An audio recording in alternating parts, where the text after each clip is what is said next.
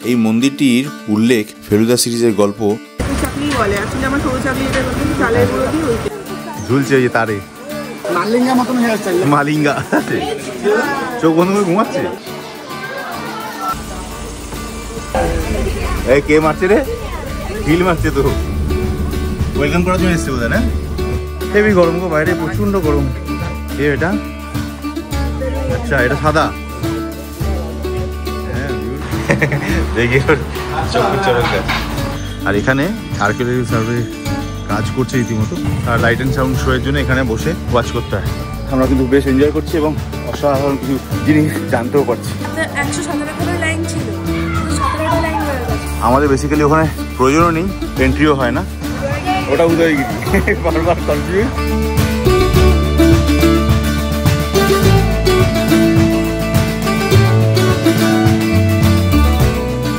Good morning, welcome from Bhubaneswar. আজকে day 2 in Bhubaneswar আমাদের। আজকে সিধা আমরা যাব ফার্স্ট নন্দনকাননের উদ্দেশ্যে। তিনি সব রেডি। এটা হচ্ছে আজকে আমাদের ফার্স্ট পয়েন্ট, কিন্তু তার আগে একটা ছোট্ট জায়গায় মাথা ঠুকে যাব। আমরা যে হোটেলটাতে রয়েছি, হোটেল রেল ভিউ, ঠিক এর সামনেই হচ্ছে, জাস্ট একটু আগেই ভুবনেশ্বর স্টেশন। আপনারা যারা নন্দনকানন যাবেন বলে ঠিক করে থাকবেন, এখান থেকে বেস্ট উপায় হচ্ছে স্টেশনের সামনেই বাস স্ট্যান্ডও আছে, বাসে করে এসি নন এসি দুরকম বাসই পাবেন নন্দনকানন অবধি। এছাড়া যদি প্রাইভেটে করে যেতে চান, প্রাইভেট গাড়ি বুক করে আপনারা আপনাদের মতো বেরিয়ে যেতে পারবেন। অটো পাওয়া যায়, কিন্তু একটু কঠিন, কারণ এটা একটু অড সাইডে, কারণ ভুবনেশ্বর সিটি থেকে প্রায় 16-17 কিলোমিটার দূরে। তাই বাট আপনি যদি বুক করে যান, রিজার্ভে যান, যেতে পারেন। এই হচ্ছে জনপথ রোড। আপনি এখানে পুরো অটো স্ট্যান্ড আছে, অটো পাবেন একদম সামনে। আমার এখান থেকে হার্ডলি 200 মিটার হচ্ছে রেল ভিউ হোটেলটা আমাদের। রাস্তায় বাস রয়েছে প্রচুর, ইলেকট্রিক বাস, এসি বাস আছে। আমরা এখন ফার্স্টে যাব শ্রীরাম মন্দির, খুব কাছে এখান থেকে। আমাদের স্টেশন থেকে শ্রীরাম মন্দিরের ডিস্টেন্স হচ্ছে 1.7 কিলোমিটার মতো। বাই দ্য ওয়ে, এটা কিন্তু অন দ্য ওয়ে অফ নন্দনকাননের পথেই পড়বে। এখন জিরো এমিশনের ব্যাটারি গো গ্রিন গাড়িও পাবেন, প্রচুর চলছে বাস এখানে। আর এই জনপথ রোডের ঠিক পাশে শ্রীরাম মন্দির, দারুণ। এখানে অবশ্যই আসবেন।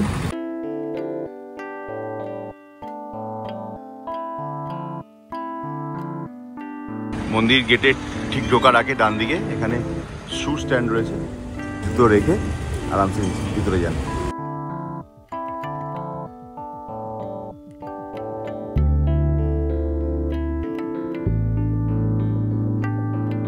মন্দিরটা কিন্তু বেশ সুন্দর, ছিমছাম। এখানে সকালবেলা আরতি হয়, কিন্তু সেটা 7টার সময় হয়। আমরা জাস্ট মিস করে গেছি, 8:30 বাজে এখন। এই মন্দির 1975-এ বানানো শুরু হয় এবং 1979-এ এটা কমপ্লিট হয়, ওপেনিং হয়ে যায় ফর দ্য পাবলিক। এত সুন্দর, মানে বলে বোঝাতে পারবো না। সকালবেলার ভাইবটা এত সুন্দর লাগছে এখানে, তাই না? শান্ত, এত সুন্দর। দেখো, একদম ব্যস্ত জনরাস্তার পাশে, জনপথের পাশে। এই মূল মন্দির হচ্ছে এইটা, যেখানে স্বয়ং শ্রীরামজি বিরাজমান। পাশে তার ভিতরের দিকে পঞ্চমুখী দণ্ডায়মান হনুমানজি আছে ভিতরেই, আর এদিকে ছিল রাধাকৃষ্ণ। এই মন্দির প্রাঙ্গণ থেকে জাস্ট 10 মিটার দূরে এখানে শ্রীরাম ক্যান্টিন, খুব বিখ্যাত। তো আমরা সকালবেলা ব্রেকফাস্ট করতে এখানে চলে এলাম। সম্পূর্ণ ভেজ, পেঁয়াজ রসুন ছাড়া। কী কী পাওয়া যায় ভিতরে গিয়ে দেখবো। সিঙ্গারা, আলুর চপ, আচ্ছা, আর ইয়ে বড়া, আর ইয়ে উপমা, আর ইয়ে কি ট্রাই করবে? ইডলি আছে। ও কে? আচ্ছা, চোকলি বলে লোকাল ল্যাঙ্গুয়েজ, মানে পুরোটাই ভেজ। আচ্ছা আচ্ছা আচ্ছা, তো লাইন দিয়ে সব লোকজন খাচ্ছে। বিন্দা ও আচ্ছা, রুটির মতো করে করা। দই বড়াও নিয়ে নিয়েছি আমরা। খাওয়া দাওয়ার এক্সপিরিয়েন্স খুব ভালো, কোয়ান্টিটি প্রচুর দেয়, প্রচুর লোকে খাচ্ছে, খুব হেলদি খানা। জনপথ রোড থেকে একদম 3 মিটার ডিস্টেন্সে। 3 জনের খাওয়া দাওয়া আমাদের পড়লো 140 টাকা এলো। বেজে গেছে পাক্কা 9টা। এখন এখান থেকে সোজা বেরিয়ে যাব নন্দনকানন। আচ্ছা, আমরা এখন যাচ্ছি নন্দনকানন জুলজিক্যাল পার্কের দিকে। স্টেশন থেকে বা রাম মন্দির থেকে ডিস্টেন্স দেখাচ্ছে 13 কিলোমিটার। ভুবনেশ্বর সিটির একটা তারিফ করতেই হয়, যেটা আমাদের কাল থেকেই চোখে পড়েছে, আগেও দেখেছি। এন্টায়ার সিটিটা খুব প্ল্যানলি বিল্ড আপ করা। প্রত্যেকটা রাস্তা ঘাট, কর্নার, ইভেন সাইডের গার্ডেনগুলো পর্যন্ত ওয়েল ডেকোরেটেড, ওয়েল মেনটেন্ড। সবথেকে বড় কথা, খুব সুন্দর, ওয়েল পেন্টেড, সুদিং, মানে আই সুদিং। শহরের মধ্যে হয়েও এত গাছ, এত গ্রিনারি, এত প্ল্যান করে ওটা হচ্ছে ভুবনেশ্বর রেলওয়ে স্টেশন থেকে নন্দনকাননের এসি ব্যাটারি বাস। আচ্ছা, গাড়ি নিয়ে যারা আসবেন তারা কিন্তু এখানে 4 হুইলার পার্কিং এ বা 2 হুইলার পার্কিং এর জায়গা রয়েছে। বড় সুন্দর লাগিয়েছে এখানে, পার্কিংটা বেশ ভালো এবং মাল্টি লেভেল পার্কিং। আমার তো বেশ ভালো লাগলো, পুরো শেডের তলায় থাকবে, ছায়া থাকবে, সেফটি। 50 টাকা নিয়েছে এন্টায়ার টাইমের জন্য। জুলজিক্যাল পার্ক আর সাফারি পার্ক দুটো আলাদা আলাদা পোর্শন হয়। এখানে ঢুকেই যারা নর্মালি আসছে তাদের জন্য যেটা লাগবেই লাগবে, প্লাস্টিকের বটল অ্যালাউড নয়, কোনোভাবেই নিয়ে ঢুকতে পারবে না। সেকেন্ড থিং হচ্ছে এখানে এন্ট্রি গেটে একটা টিকিট কাটতে হয়, ওইদিকে গিয়ে 50 টাকা পার হেড। এই দিকে গিয়ে ব্যাটারির কার্ট থাকে, এক ধরনের পোলো কার্ট টাইপের যে গাড়িগুলো থাকে, সেই গাড়িগুলো আপনাকে পুরো জুতে ঘোরাবে। ভিতরে গিয়ে বাস সাফারি একটা হয়, এসি বাসের যে সার্ভিসটা এখন 110 টাকা। সঙ্গে আমাদের যে গাইড থাকবে সে 500-700 টাকা নেবে, ওটা ডিল করে নিতে পারেন নিজেরা। নিজের দেশে এসছে বৌদি। কি সুন্দর বলছিল, বলো গানটা কি জানি গাইছিল। এখানে ব্যাটারির টিকিট, গাড়ির টিকিট 80 টাকা করে, আর এই গেট এন্ট্রি এটা।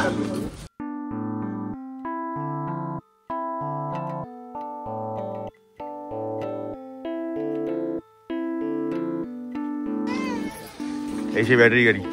টাটা।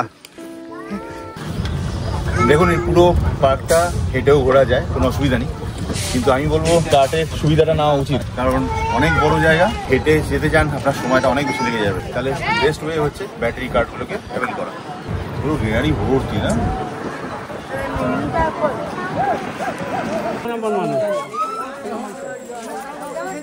হ্যাঁ, ওজনটা 300 গ্রাম। আর বান্দরটি ফ্রুটস, ভেজিটেবল, সিদ্ধ ডিম, সিদ্ধ চিকেন খায়।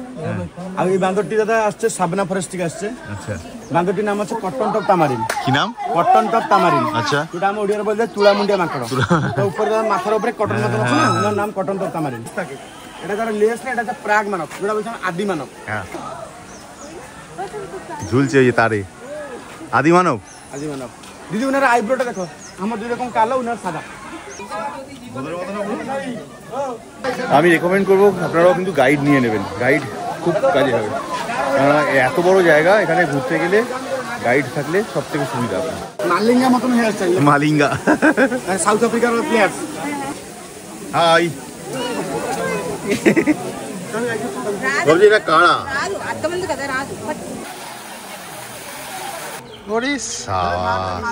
মালা।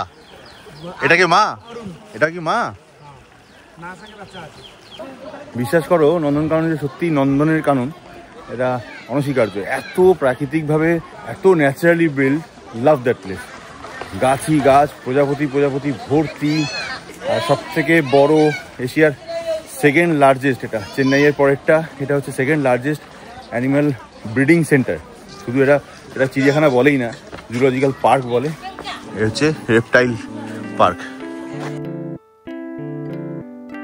প্রচুর জিনিসের মধ্যে টয় ট্রেন, রোপওয়ে, বোট ঘাট সব পাবে। ওয়ার্ল্ডের সব থেকে বড় গিরগিটি।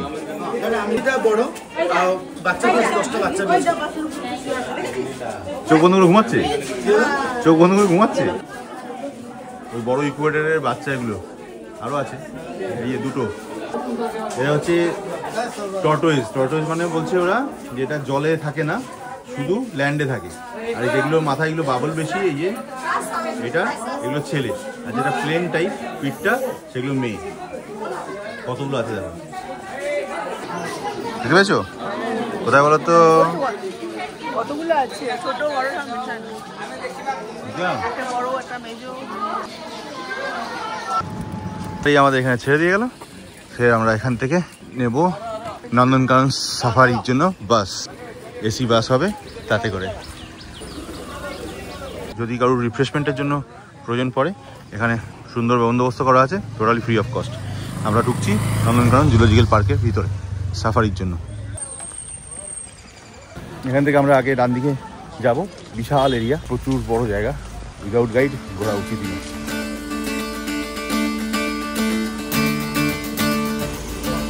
এইরকম এসি বাস আছে, সেই বাসে করে পুরো সাফারিটা করাবে। গ্লাস ডোম, এখানে টিকিট করতে পারেন, করে দেবে। আমার যেহেতু গাইড নেওয়া ছিল, সে পুরো ব্যবস্থাটা আগে করে নিয়েছে।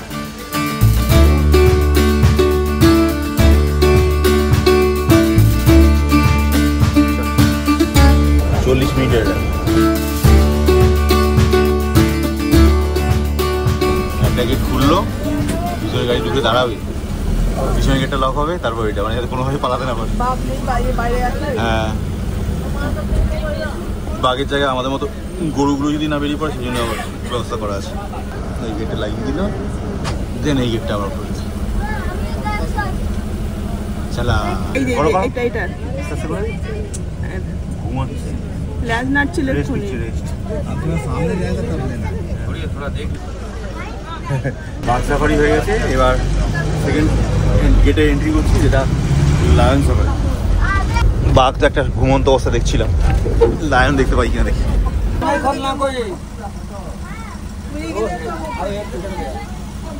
পিছন দিকে তাকিয়ে থাকবে।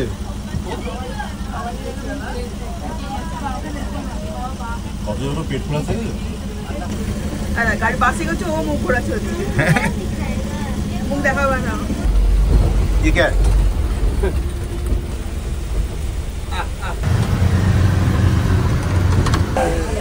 এই কে মারছে রে?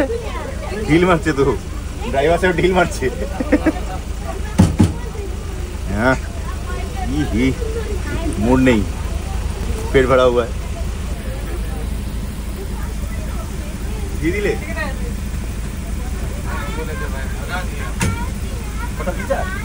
वीडियो पूरा লায়ন সাফারি শেষ, এবার যাবো সামনে বিয়ার সাফারি। না ওয়েলকাম জানানোর জন্য বিয়ার সামনে বসে আছি, ওয়েলকাম করার জন্য এসছে বোধ, না স্নান ফান করেছিস রে?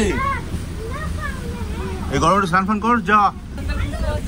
ওই সব গেটের কাছে তারা ঢুকে বসে আছে, ঢুকবে বলে, গরমে আর বাইরে থাকবে না বেশি। কি হয়েছে যেটা খুঁজছে ওখানে, কি হয়েছে? হারবিবোর সাফারি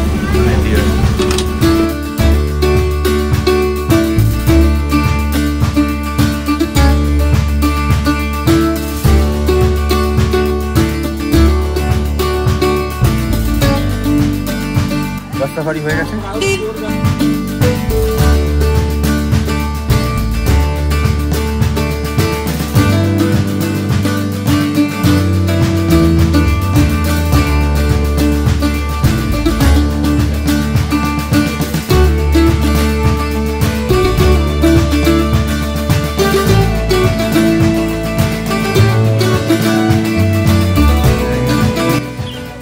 হেভি গরম গো, বাইরে প্রচন্ড গরম।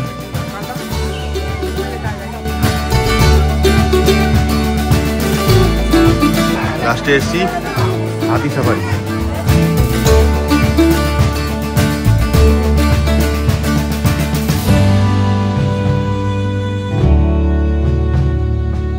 এটা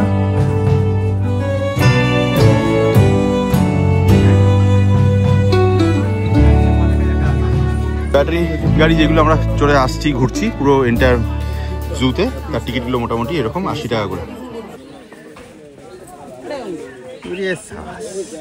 এর নাম কি? সাদাটা কোথায়? ও ওই যে, ও আচ্ছা আচ্ছা, এটা সাদা।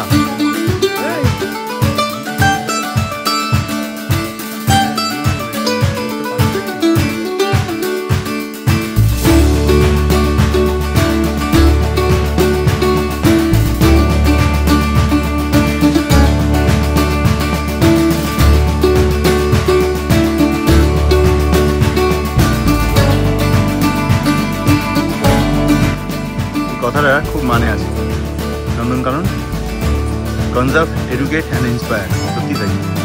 12টা 40 বাজে, আমরা নন্দনকাননের সফর তো পুরো কমপ্লিট করলাম। টাকা 240 টাকা আপনার রাফলি পড়ছে পার হেড। 720 টাকা এমনি পড়ার কথা, সঙ্গে 700 টাকা গাইডের জন্য নিয়েছে। সেও আমাদের সঙ্গে প্রায় 2-3 ঘন্টা ছিল এবং প্রতিটা জিনিস ঘুরিয়ে ঘুরিয়ে ঠিকঠাক খুঁজে খাজে দেখিয়ে দিয়েছে আমাদেরকে। যখন একটা লোক সময় দিচ্ছে তাকে তো সেই প্রাপ্যটা দেওয়া উচিত। অতএব সেই হিসাবে যদি একটু বড় ট্রুপ থাকে আপনাদের, 600-700 টাকা যদি গাইডকে দেন আপনার, আমার মনে হয় পার হেড অনেক কস্টিংও কম পড়বে এবং অনেক কুইক আরামদায়কভাবে প্রপার জায়গাটা ঘুরতে পারবেন। আমি তো মাস্ট রেকমেন্ডেড, অবশ্যই আসুন এইভাবে। চলো বেরিয়ে পড়ি, নেক্সট একটা ডেস্টিনেশন আছে, পৌঁছে বলছি।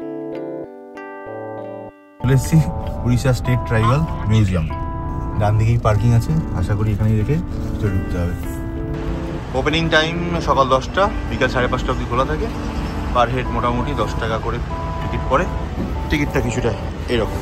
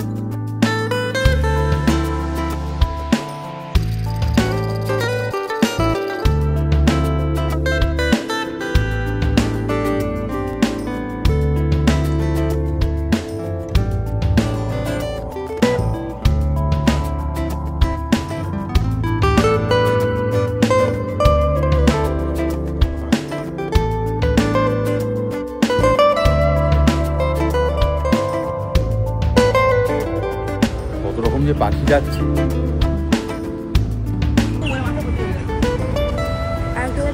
কি পাখি এটা?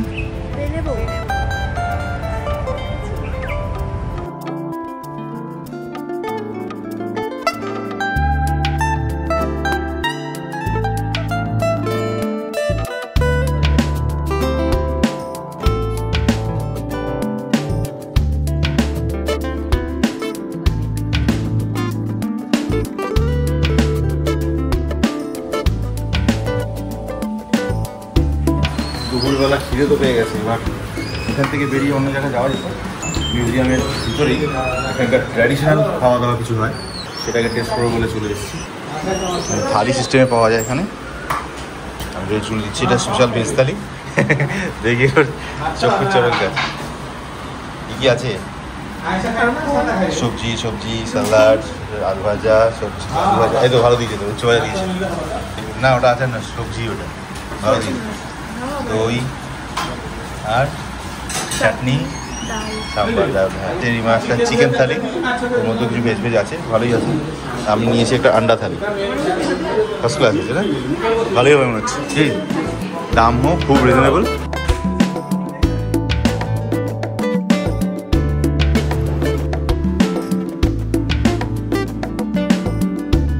আচ্ছা, প্রায় 4টে বাজে। আমরা ট্রাইবাল মিউজিয়াম, যেটা উড়িষ্যা স্টেট ট্রাইবাল মিউজিয়াম, জায়গাটা বেশ ভালো। বেশ, যদি আপনার চয়েস থাকে, আপনার টেস্ট থাকে এই সংক্রান্ত বিষয়, তাহলে অবশ্যই আসতে পারেন। উড়িষ্যা গভর্নমেন্ট স্পেশালি ট্রাইবাল কমিউনিটিকে পুরো জেনুইনলি হেল্প আউট করার জন্য এই পুরো এত বড় জায়গাটাকে তৈরি করে রেখেছে। এখানে পার্কিংয়ের কোনো চার্জ নেই। স্টেটের বাইরে আমাকে সেদ্ধ চাল খেতে বেশ পরেশানি হতে হয়, সেদ্ধ চাল ছাড়া আমি খেতে পারি না। আতপ চাল বেশি জায়গা জোটে বলে আমি ভাতের উপর কম থাকার চেষ্টা করি বাইরে গেলে। তো এখানে প্রথম দেখলাম যে মোটা দানার চাল, বাট সেদ্ধ চাল পেলাম।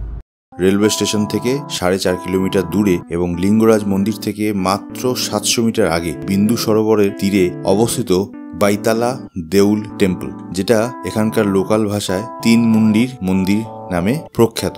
এই মন্দিরটি উড়িষ্যার সবথেকে প্রাচীনতম মন্দিরের একটি। 8ম শতাব্দীতে মূলত কলিঙ্গ শিল্প শৈলীতেই এই মন্দিরটি নির্মাণ হয়। প্রধানত দেবী চামুন্ডা বা দেবী দুর্গার তান্ত্রিক রূপের পূজার জন্য এই মন্দিরটি মূলত ব্যবহার করা হতো।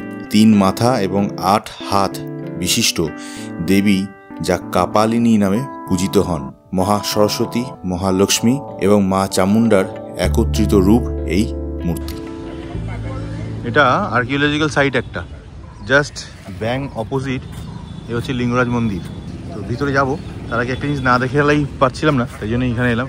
লিঙ্গরাজ মন্দিরের ঠিক অপোজিটে এই জায়গাটা এক্সক্যাভেশন হচ্ছে, এখানে বাউন্ডারি করে আটকানো আছে এএসআই দ্বারা। এখানে গাছ লাগিয়েছে, ইমা দেখছে, বলছে দেখো এদের গাছ লাগাবার কতটা হ্যাবিট, গাছ লাগাবার প্রপার জায়গা নেই, প্লাস্টিকের টবে করে গাছ লাগিয়েছে। আর ছোটোখাটো গাছ না, সব বড় বড় গাছ, বড় বড় মানে বড় বড় গাছ হয়ে আছে, তার অনেক দিন ধরেই আছে এবং মেনটেন হয়ে আছে। এখানে একটা এক্সক্যাভেশন হচ্ছে বলছিলাম, যে তার পিছন দিক থেকে আমরা ঘুরে ঘুরে এসেছি, অনেকটা ঘুরে আসতে হয়েছে।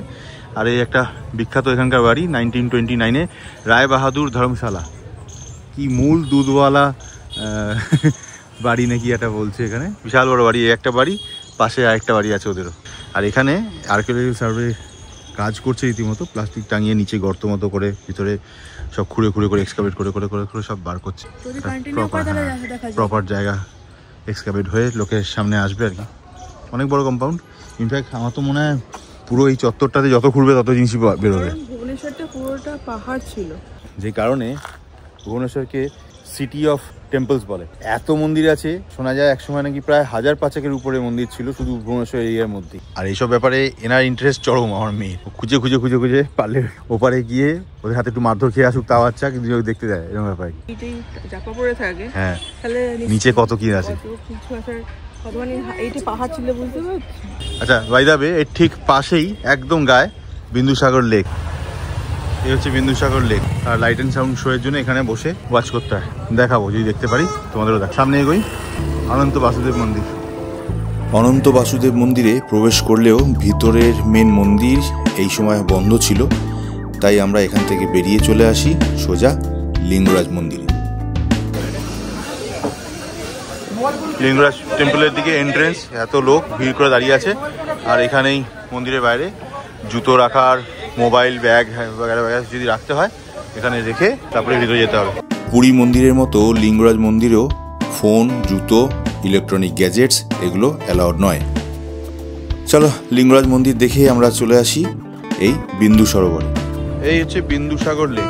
এখানে এসে জানতে পারি লাইট অ্যান্ড সাউন্ড শো নাকি হয়ে গেছে, অথচ তার আগেই জিজ্ঞাসা করে যাই, তখন বলেছিল যে আজকে কোনো শো হবে না।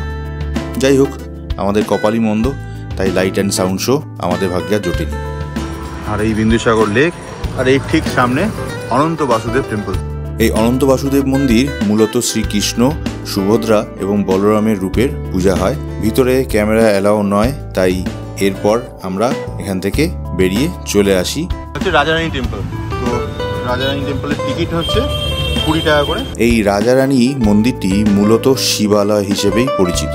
মন্দিরটি ইয়েলো এবং রেড স্যান্ডস্টোন দিয়ে তৈরি। স্থানীয়রা এই পাথরকে রাজারানী পাথর বলে জানে, সেই কারণে এটি রাজারানী টেম্পল নামেই লোকালে বেশি বিখ্যাত। বর্তমানে এটিও ASI এর আন্ডারে রয়েছে। এখানে বর্তমানে কোনো মূর্তি রাখা নেই বা পূজা হয় না। এই মন্দিরটির প্রথম উল্লেখযোগ্য উল্লেখ আমরা পাই লেখক সত্যজিৎ রায়ের ফেলুদা সিরিজের গল্প কৈলাসে কেলেঙ্কারিতে। গুড মর্নিং, আজকে 3rd ডে।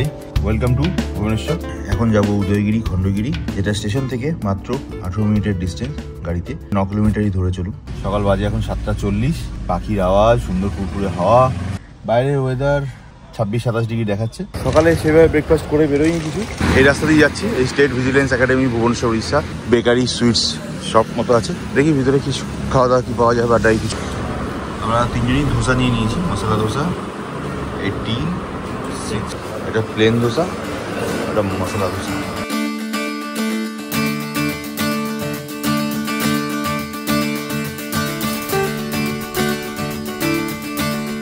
চলে এসেছি উদয়গিরি খণ্ডগিরি কম্পাউন্ডে।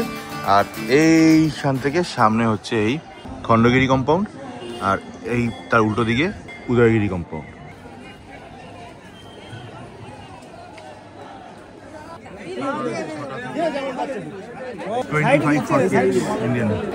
আগে এই জায়গায় বিশেষ করে উদয়গিরি টিকিট লাগতো, খণ্ডগিরির জন্য টিকিট লাগতো না, বাট এখন একটা কমন টিকিট করে দিয়েছে, ASI আন্ডারে হয়ে গেছে বলে। তো টিকিট লাগছে 25 টাকা করে পার হেড, বাট 14 বছরের অবধি ফ্রি, ঘন্টুর ফ্রি হয়ে গেছে। সেই কারণে আমাদের দুটো টিকিট লেগেছে 50 টাকা। আসুন আমরা খণ্ডগিরিটাকে আগে পড়ে আসবো।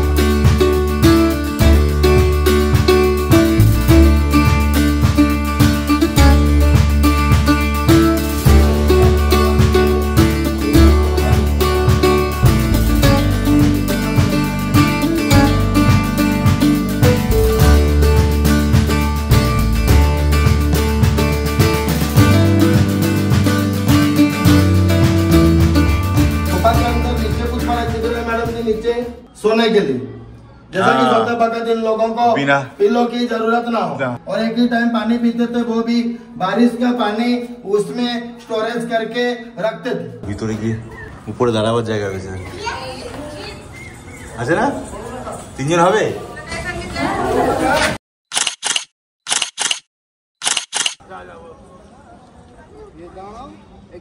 এখান থেকে মোটামুটি টপ ভিউ আছে, আর উপরে যাব। এখন এরা বলছে ওইটাকে খণ্ডগিরি বলে, এটাকে নাকি উদয়গিরি বলে। মেবি আই এম রং। এখানে আসছো, প্লিজ গাইড নিয়ে নিও, খুব ইন্টারেস্টিং। যাদের সত্যি এইসব ব্যাপারে ইন্টারেস্ট আছে, হিস্টোরিক্যাল থিংসের উপরে, তারা কিন্তু অবশ্যই গাইড নিয়ে নিও। একটু দরদাম করে নিও, বাট নিও, তাহলে কিন্তু মজা পাবে জায়গাটা। আমরা কিন্তু বেশ এনজয় করছি এবং অসাধারণ কিছু জিনিস জানতেও পারছি। ভুবনেশ্বর সিটি এখান থেকে দেখা যাচ্ছে। ওই যে দূরে পুরী রুটে পড়বে ওটা ধলাগিরি পাহাড়। সেই ধলাগিরি পাহাড়েই এখানকার কলিঙ্গ যুদ্ধটা হয়েছিল। तीर्थंकर बोलते हैं, टोटल 24 होते हैं, आदिनाथ पहला होते हैं। इनके बारे में लिखा हुआ है, এটা হাতি গুম্ফা। পুরো পাহাড়টা নাকি স্ট্রাকচার ছিল অ্যাকচুয়ালি হাতির মতো, সামনে দিকটা সুরের মতো ছিল, এটা ভেঙে গেছে, তাই আজকে অন্যরকম। ASI এখানে সাপোর্ট দিয়েছে এটাকে। उसे स्नेक केव कहा जाता है। दरवाजे के ऊपर देखिए शेष नाग बने, নাক 3 मुंडी बना हुआ है। গায়ে পালি ভাষা লেখা আছে, ব্রাহ্মী লিপি বা পালি ভাষা যখন বলা হতো, কত কিছু লেখা আছে। শুধু 117খানা লাইন ছিল, শুধু 17টা লাইন রয়ে গেছে, বাকি সব খুঁড়েছে। तो उसके हिसाब से ये पूरे केव यहाँ पे बने हुए थे, जो अभी हम लोगों को मिल नहीं रहा। তাহলে ওদের কথাটাই ঠিক, আমারটা ভুল। এটা হচ্ছে উদয়গিরি, সামনে যাব খণ্ডগিরি। খণ্ডারের মতো দেখতে, সেটা খণ্ডগিরি নয়, ওটা উদয়গিরি। এখানকার লোকেরাও ভুল করে উল্টোটাই বলে। আর এইটা হচ্ছে Khandagiri, that is the way যেখানে আমরা উঠবো উপরে, ওটা উদয়গিরি। বারবার কনফিউজ। কুমারীগিরি, পুরো পাহাড়টা যখন একসঙ্গে ছিল তখন কুমারীগিরি ছিল। সমস্ত ইউটিউব ভিডিওতে উদয়গিরি খণ্ডগিরিকে যেভাবে দেখানো হয়েছে, আমি কথা দিচ্ছি আপনারা যদি গাইড নিয়ে নেন এই সম্বন্ধে মিথ ধারণা সম্পূর্ণ পাল্টে যাবে। ব্যাকগ্রাউন্ডে কত অনথা ইতিহাস জুড়ে রয়েছে। এটা খণ্ডগিরি। খণ্ডগিরির উপরে যেটা মেনলি দেখা যায় বাইরে থেকে, সাদা রঙের যে মন্দির স্ট্রাকচার করা আছে, ওটা অ্যাকচুয়ালি জৈনদের। আমাদের বেসিক্যালি ওখানে প্রয়োজনও নেই, এন্ট্রিও হয় না। তো আমরা নিচের সিঁড়ি থেকে যখন উঠে আসবো, এই নিচের সিঁড়ি থেকে উঠে এসে ঠিক 50টা স্টেপ ওঠার পরে এখান থেকে বাঁদিকে লেফটের এই জায়গাটাই হচ্ছে আমাদের তারাতারিণী বা ভবতারিণীর মন্দির আছে। বাকি হিন্দু দেবদেবতার সমস্ত মন্দির এখানেই রয়েছে। এখানে মা কালী, এদিকে ডান দিকে ভিতরে দুর্গা মূর্তি রাখা আছে। আমি ইচ্ছা করে দেখাচ্ছি না ক্যামেরাতে, ভিতরে এসে তোমরা অবশ্যই নিজে চাক্ষুষ দেখো। 12 হাতের 20 হাতের মায়ের পাথরের কার্ভিং করা আছে। অবশ্যই এসো, সব জায়গাগুলো এক্সপ্লোর করো। আমার সব জায়গা দেখতে ভালোই লাগে। আরও বেশি ঠাকুরমশাইরা এন্থুনি আমাকে দেখায়ও, আমিও দেখি শুনি। খণ্ডগিরি থেকে নেবে আমরা এই ভাইয়ের কাছ থেকে এই লেমন সোডা জল পাওয়া যায়। এবারের মতো ভুবনেশ্বরের ট্রিপ এখানে শেষ করে আমরা আজকেই বেরিয়ে যাব পুরীর উদ্দেশ্যে। পুরীতে আমরা এক ভারী অদ্ভুত জায়গায় ছিলাম, দোলে। পুরীতে কাটানোর অভিজ্ঞতা দেখতে চাইলে please subscribe and stay with us.